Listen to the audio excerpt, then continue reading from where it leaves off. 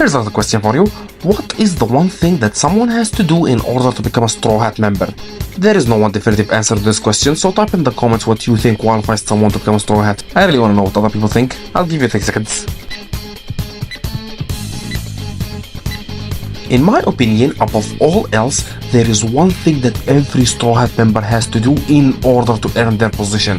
They have to prove themselves in the eyes of their captain, Monkey D. Luffy. And that is something that every Straw Hat member does, for the exception of one.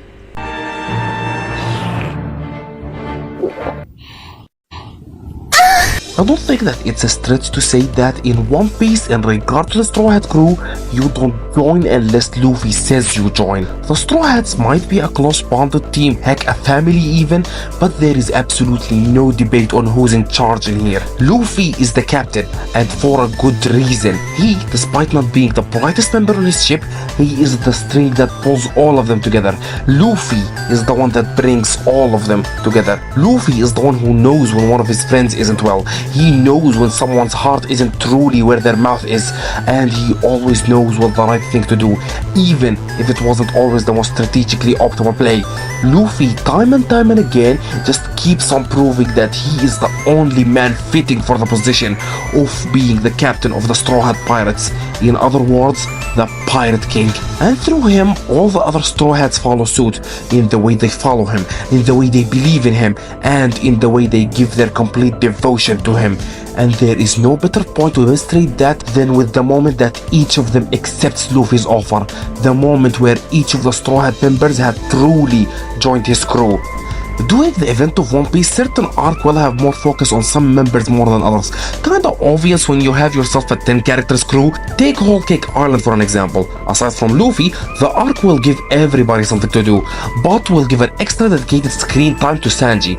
Thriller Bark will focus on Usopp and Zoro more than the rest, and Skypiea will give more attention to Robin and Nami. All of these tend to serve as more of a reason to connect with the characters, and while it's a dice roll on who's gonna get the most screen time in each arc, Luffy not included of course, every character at least has one arc to their name, and that arc being the one where they join Luffy's crew. The Drum Island for Chopper, the Baratie for Sanji, Water 7/Enos Lobby for Frankie, and you get the idea. Keep in mind that these arcs don't necessarily has to be the character introduction arc. For an example, Jinbei doesn't outrun join the crew in Impel Down nor Fishman Island. Nami has to join her friends courtesy of Arlong Park, and Robin doesn't truly join the team until her eventual rescue in Enos Lobby. Each of these arcs serves not just as our first impression of the character, but also giving them the most important part of the job, to earn the respect of their future captain, Luffy. For to prove yourself in his eyes will be the make or break for all of them. And luckily, that is something that each and every single one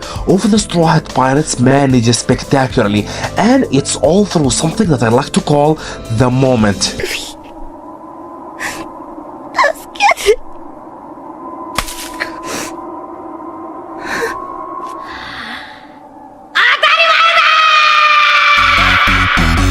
The moment, as I like to call it, is the one instant where Luffy accepts someone into his crew. The specific moment where through one of their actions, they had finally managed to earn the respect of their future Pirate King, cementing their place within the crew. And the best part of it all, the moment is never about someone's physical or technical prowess. Luffy didn't know who the great pirate hunter Zoro was. He did not know about his monstrous strength, nor his legendary skill with the blade. All Luffy saw was a kind-hearted soul who's just acting tough. He saw a man who's willing to go weeks without food just for the sake of saving some innocent people, of which he had never met before. Someone who had accepted a dearly poorly meal just to spare the feelings of a caring little girl. Those are the qualities that Luffy saw in Zoro, not his three fuck-off swords technique. 聞こえるか？不安にさせたかよ。俺はもう二度と負けねえか。Luffy wasn't looking for a navigator, let alone know that Nami was the best navigator at the Four Seas. He just saw a girl who, despite her severe hatred of pirates, couldn't let that get in the way of what she had perceived to be the right thing to do. Someone who'd bare their hands and risk their lives in order to save someone she didn't even like. And it's through that act, combined with Luffy's natural intuition, that he knew that every single word she uttered during Arlong Park was simply coming from her mouth, not her heart. And to this day, Luffy still doesn't know of Nami's backstory, deeming her ugly past to be purely her business. For since the moment that Nami had joined him, she had become his navigator. And anyone who would dare to lay as much of a finger on one of his friends would have the inevitable fate of having their nose broken. 海賊が俺に何の用だ。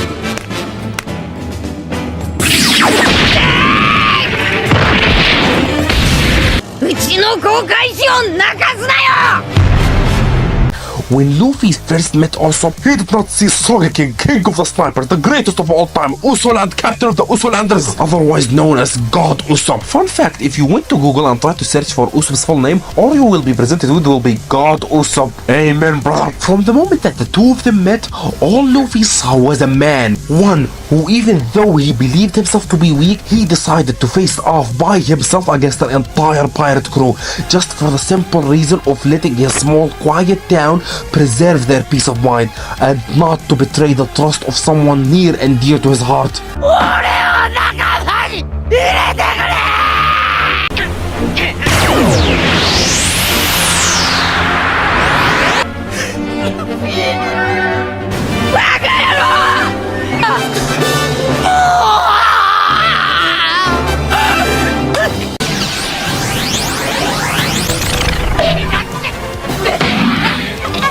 Luffy had never heard of Blackleg Sanji when he first met him.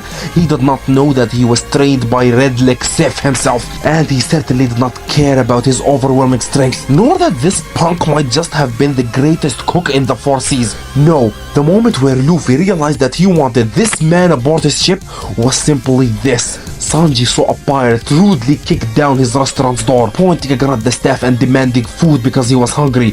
Of course, not realizing where he was, he got the crap beating out of him and then proceeded to be thrown outside for his behavior. And then this happened.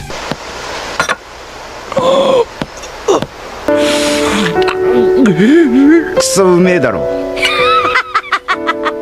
いいコック見つけた。 All Sanji saw in that moment was simply a man starving from hunger, which was something that Sanji could not stand due to his personal experience. So he just walked up to the man, offered him some food, and asked for nothing in return except for him to enjoy the meal that he has cooked. For, as Sanji himself and his adopted father Zeph always say, "You're hungry, I will feed you. We can always talk after that."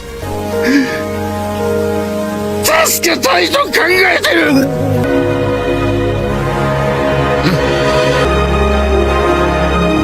俺たちがいる。式をぶっ壊そう。 This moment rule goes constant for every single Straw Hat. The moment, the one action someone has to do for them to be acknowledged by Luffy. Chopper saved Luffy and his friend from their severe sickness, already putting Luffy in his debt. But that wasn't enough for Chopper to think that he'll accept him. After all, the little guy is a reindeer. He was never accepted by humans for his animalistic look, and he was not accepted by other reindeers for his blow nose. So how could he even begin to think that someone would even want him as a friend? With all these reasons, how could Luffy ever accept him? うっせー行こ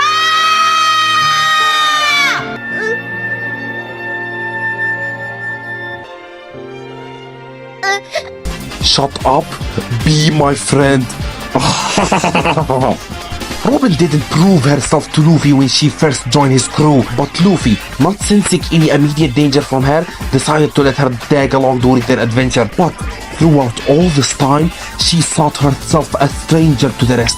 Not until Water 7, Robin, for the sake of her friends, the only people she had ever known since her childhood that did not call her a devil child, the only people she ever knew who would call her a friend, Robin handed herself over for the world government in the sake of her friends, knowing full well that the second she passes through Enos Lobby, it will be the end for her. But there was one thing that she had failed to account for. Her captain was not other than motherfucking Monkey D. Luffy. A man, when faced by the prospect of his friend being an enemy of the entire world, decided that the only logical thing to do was for him to declare war on the entire world, for any who dare make an enemy of his friend will have to answer to him. お前の口から聞いてね行きたいとイエ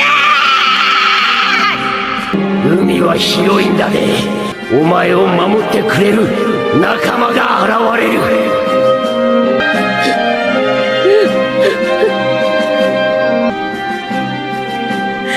生きたい。私も一緒に海へ連れてって。Frankie by far stands as the weirdest friend Luffy had ever made. A half-naked cyborg who declares himself to be a true man. One that starts his relationship with Luffy as an enemy of the Straw Hats, severely hurting Usopp, one of Luffy's friends, and stealing away all their money that they worked so hard to acquire during Skypiea. But even through all of that, Monkey D. Luffy was not the type of man to hold a grudge. And when that same man decided to put all his faith in the Straw Hats, he had decided to burn the blueprints given to him by his mentor, the greatest shipwright to ever live, Tom, the same man who had constructed Goldie Roger's own ship, the Oro Jackson.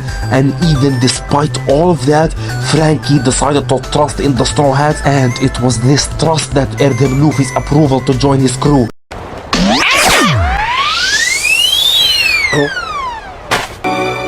どうも世話になりました。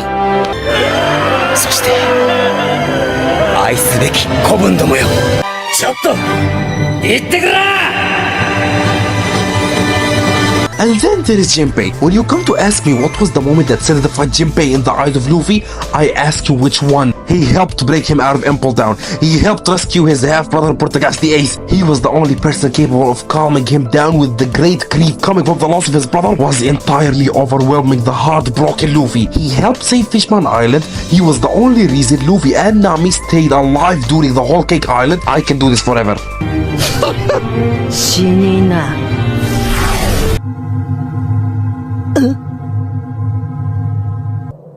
未来の海賊王のクルーになろうちゅう男が4カごときに臆しておられるか。 Now, after all of this, I want to ask you a question. What was the moment that Brook proved himself on in the eyes of his captain, Luffy? The answer is none.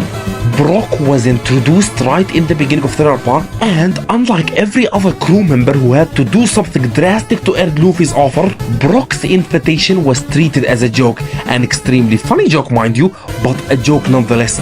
Brook didn't make a great sacrifice, Brook didn't show a great act of compassion, and worst of all, Brook did not earn Luffy's respect. He was offered to join the crew simply because he was the funny skeleton man, robbing him of the great connection every other Straw Hat had, with the only simplest of a serious answer to why he was offered to join being his long connection to Laboon, the first creature the Straw Hats ever encountered in the Grand Line. But other than that, Brook has nothing. He, to this day, stands as the only Straw Hat who did not prove himself in the eyes of his captain, resulting in the great scene that preceded the war at Marineford, the scene where each and every Straw Hat started yearning to be at Luffy's side during the worst experience of his life, stands as a great reminder of the strong bond these guys have. Except it rings shallow when applied to Brook. By the time this scene happened, Brook had only been with the crew for only half an arc, and while yes, Luffy did save his life making Brook in his debt, there was still no emotional connection between the two of them, simply because they chose to introduce Brook as a joke. And yes, I can hear some of you arguing that Nami and Robin did not prove their loyalty to Luffy from the moment they were introduced, but rather way later in each of their specific arcs, just like Brook is doing right now ever since he joined the crew. Because of Brook, they managed to escape their imprisonment in Fishman Island. Because of Brook, they found the missing torso in Punk Hazard. Because of Brook, they got the red poneglyph in Whole Cake Island, and so many more instances.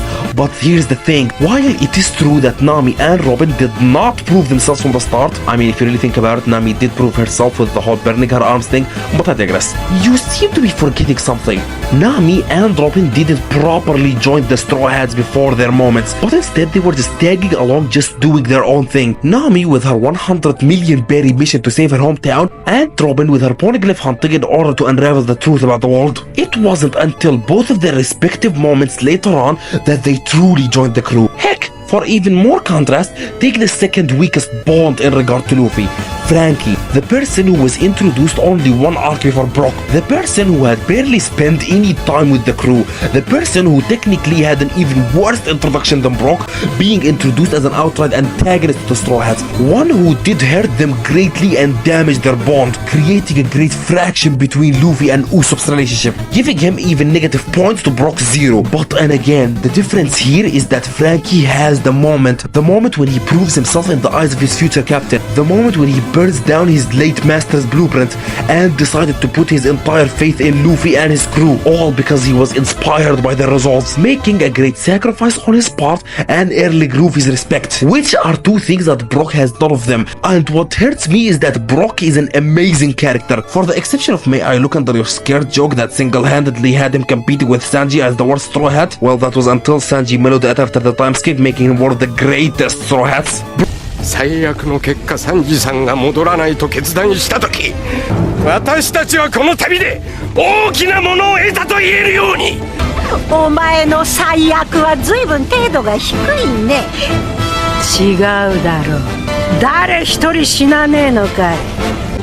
死ぬことを計画に入れるバカがどこにいますか、お嬢さん。Brook, like the rest, has a great dynamic with the rest of the team, doing as much work and putting as much effort as everybody else. And the man did not earn the epithet Soul Kick for nothing. He is a person worthy of being on the Thousand Sunny. It is just sad that just for the sake of one decent joke, Brook was denied the moment where he could prove himself in the eyes of Luffy, leaving him as the only Straw Hat without the moment. Okay, that's it for the click of the video. Like, comment, subscribe, share!